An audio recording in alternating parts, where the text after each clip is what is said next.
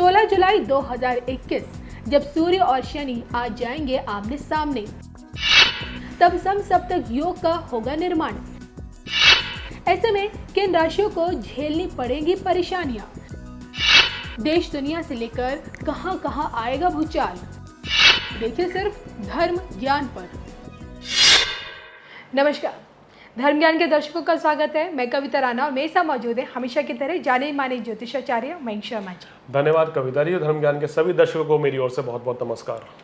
इस 16 जुलाई को समसप्तक योग का निर्माण हो रहा है। जब शनि और सूर्य एक दूसरे के आमने सामने आ जाते हैं तब इस योग का निर्माण होता है। देखिए, ज्योतिष शास्त्र में भले ही सूर्य और शनि में पुत्र और पिता का संबंध होता है, लेकिन दूसरी ओर इन दोनों के बीच में दुश्मन भाव भी होता है।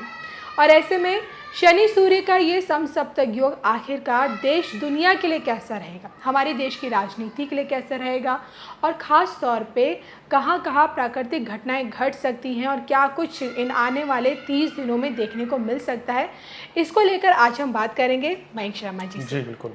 मयंक जी, सबसे पहले मैं ये जानना चाहती हूँ कि समसप्तक योग का निर्माण किस तरह से, इसका क्या महत्व है, या इसका यूँ कहें कि क्यों कहा जाता है कि ये हमेशा नकारात्मक प्रभाव ही देता है?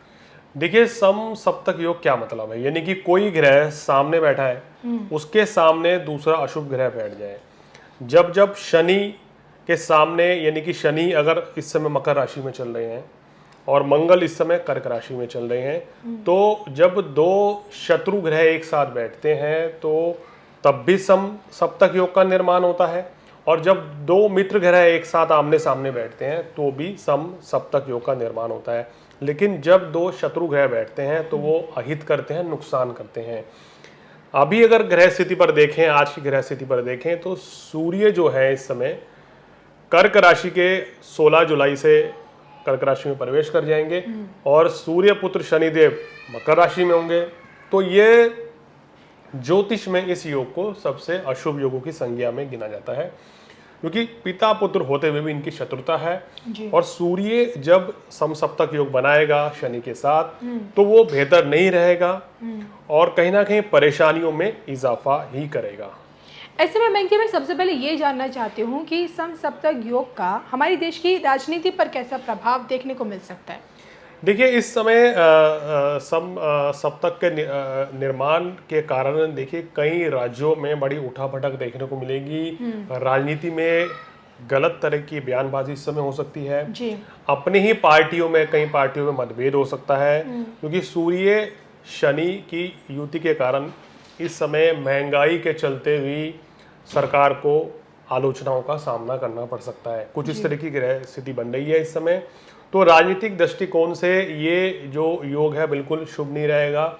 जिस दिन इस योग का निर्माण हो रहा है, अब आप उस दिन देखिए ग्रह स्थिति जो है वो भी इतनी बेहतर नहीं रहेगी, क्योंकि सूर्य जब कर्क राशि में आ जाएंगे और शनि मकर राशि में होंगे तो ये योग बहुत अच्छा नहीं रहने वाला है। इस एक महीने में काफ़ी कुछ परेशानियां राजनीति गलियारों में, या कुछ बड़े राजनीतिक जो हैं उनके स्वास्थ्य भी खराब होने की आशंका इस ग्रह गति से नजर आ रही है। बेतुके बयानबाजी रहेगी, कुछ अनर्गल बयान किसी बड़े नेता के द्वारा दिए जा सकते हैं, जिसका आने वाले समय में बड़ा ही अलग प्रभाव पड़ेगा देश की राजनीति पर। तो ये जो समय है राजनीतिक दृष्टिकोण से उतना बेहतर नहीं रहेगा। मयंक जी, देखिए, ये तो बात हुई देश की राजनीति को लेकर, लेकिन एक आम आदमी के जीवन से इसका क्या संबंध है, या फिर यूँ कहें कि एक आम आदमी की जिंदगी पर इसका क्या प्रभाव पड़ेगा? देखिए, अगर इसमें आम आदमी की जिंदगी का प्रभाव देखें और उसके हिसाब से देखें तो जिस दिन इस ग्रह का निर्माण हो रहा है उस समय सूर्य के साथ मंगल भी होगा। मंगल की स्थिति नीच की रहेगी, साथ में उस दिन शुक्र भी रहेंगे। और जिस दिन इस योग का निर्माण हो रहा है तो सूर्य शुक्र मंगल एक साथ बैठे होंगे और सप्तम भाव में यहाँ पर शनि बैठे होंगे, जो कि बिल्कुल भी शुभ संकेत नहीं है। और जो केतु की नवम दृष्टि है वो सूर्य पर पड़ रही है और मंगल पर पड़ रही है, तो अंगारक योग का निर्माण भी हुआ, साथ साथ ग्रहण योग का निर्माण भी हुआ। देखिए, इस समय क्या रहेगा, कोई बहुत बड़ी आफत वाली बात नहीं है, डरने वाली बात नहीं। पहले तो 12 राशियों के लिए भी उनको क्या करना है, देखिए हर राशि के व्यक्तियों को इस दौरान आवेश या क्रोध की अधिकता रहेगी। स्वास्थ्य संबंधी छोटी मोटी परेशानियां रह सकती हैं। जिन लोगों को कोई बीमारी अगर घेरी हुई है तो वो बीमारी इस समय बढ़ सकती है जी। तो लोगों को क्या करना चाहिए, अपने स्वास्थ्य को लेकर थोड़ा सा अलर्ट रहना चाहिए। इस समय खान पान पर संयम बरतें, खासकर वाणी पर अपनी संयम आपको बरतना चाहिए, क्योंकि इस समय घर परिवार में वाद विवाद की स्थिति पैदा हो सकती है। आपकी वाणी से कुछ ऐसे शब्द निकल सकते हैं जिसके कारण आपको परेशानी का सामना करना पड़ सकता है, आलोचनाओं का सामना करना पड़ सकता है। तो बड़ा सावधानी से कुछ राशि वालों को चलना पड़ेगा इस समय के दौरान, अन्यथा उनको परेशानियां रह सकती हैं। कौन कौन सी राशि हैं जिनको थोड़ा सा इस समय सावधान रहना चाहिए? देखिए, इस योग के कारण जो है वृषभ राशि है, मिथुन राशि है, कर्क राशि है, और बात करें अगर हम धनु राशि वालों को, इनको विशेष सचेत रहना चाहिए, और मकर राशि वालों को, इन राशि वालों को थोड़ा सा सावधान रहना चाहिए। जो हमने चीज़ें बताई हैं इन चीज़ों को फॉलो करेंगे तो ज़्यादा बढ़िया रहेगा। अन्यथा इस योग में क्या होता है कि स्वास्थ्य पर सबसे बड़ा असर देखा जाएगा, व्यक्ति के जनमानस के ऊपर स्वास्थ्य संबंधी परेशानियां जो हैं वो इस दौरान बढ़ सकती हैं। जैसे कि मैंग जी हमने अपने दर्शकों को बताया कि भाई इस समसप्तक योग का जो प्रभाव है तकरीबन 1 महीने तक रहेगा, यानी कि आने वाले 30 दिनों तक रहने वाला है। तो इन 30 दिनों में क्या लगता है अपने आप को इस प्रभाव से, इसके नकारात्मक प्रभाव से बचाने के लिए क्या छोटे मोटे उपाय करने चाहिए?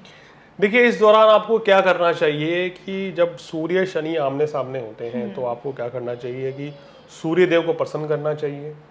हालांकि मंगल तो यहाँ पर हम देख रहे हैं कि बहुत जल्दी ही हट जाएंगे, तो सूर्य और शनि का जो योग है वो तकरीबन 1 माह तक रहने वाला है। तो इस समय आपको क्या करना चाहिए कि सूर्य के बीज मंत्र है ओम घृणी सूर्याय नमः या ओम आदित्याय नमः, ओम भास्कराय नमः, इस मंत्र का जाप करें, सूर्य को जल चढ़ाएं, विशेष लाभ मिलेगा। रविवार के दिन गुड़ का दान करें।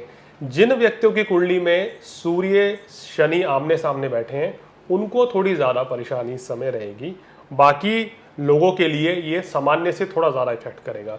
तो इसलिए अगर आपकी कुंडली में सूर्य शनि एक साथ बैठे हैं, खासकर अष्टम भाव में, या सूर्य शनि आमने सामने बैठे हैं, तो आपको ये उपाय ज़रूर करना चाहिए। सूर्य के बीज मंत्र का जाप करें, रविवार के दिन 1.25 किलो गुड़ का दान करें या अपने वजन के बराबर गेहूं दान करें, और शनिवार के दिन शनिदेव का व्रत करें, शनिदेव की आराधना करें। शनिवार के दिन आपको क्या करना चाहिए, ओम शम शनिश्चराय नमः, इस मंत्र का जाप कर लेना चाहिए, और भी अच्छा रहेगा।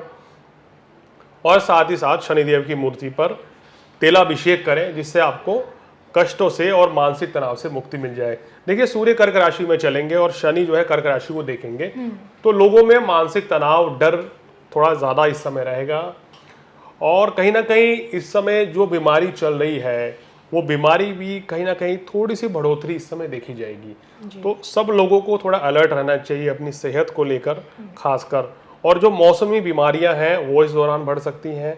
इस माह के दौरान वर्षा भी ज़्यादा देखी जाएगी तो आने वाले 30 दिनों में, तो बहुत कुछ देखा जाएगा। कुछ राज्यों के लिए थोड़ा सा सावधानी बरतनी पड़ेगी, जैसे नॉर्थ ईस्ट के जो एरिया हैं, कोलकाता है, पंजाब है, राजस्थान है या बिहार है, इन राज्यों में कुछ परेशानियां या इन राज्यों की राजनीति में कुछ उठापटक आपको ज़रूर इस 1 महीने के दौरान देखने को मिलेगी।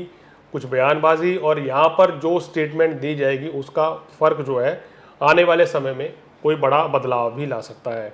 और ऐसे समय पे क्या होता है, जब सूर्य शनि की युति हो, शनि मंगल की युति चल रही हो, तो देखते हैं कि ऐसे में चक्रवात या भूकंप आने की आशंका, या कहीं कुछ राज्यों में जिनके मैंने नाम लिया वहाँ अत्यधिक वर्षा हो सकती है, या कुछ राज्यों में कम वर्षा यानी अल्प वर्षा का भी योग बनता है इस योग के कारण। तो कहीं शुभ परिणाम होते हैं, कहीं अशुभ परिणाम देखने को मिलते हैं। इस समय में सभी को क्या करना चाहिए, अपनी वाणी पर संयम रखना चाहिए, क्रोध की अधिकता से बचना चाहिए। देखिए, मेरा मानना है कि ग्रह चाहे कितने भी खेल बिगाड़ने की कोशिश कर रहे हैं, अगर इंसान अपनी बुद्धि का उपयोग करे, सदुपयोग करे, तो बड़ी से बड़ी परेशानियों से वो बाहर निकल सकता है।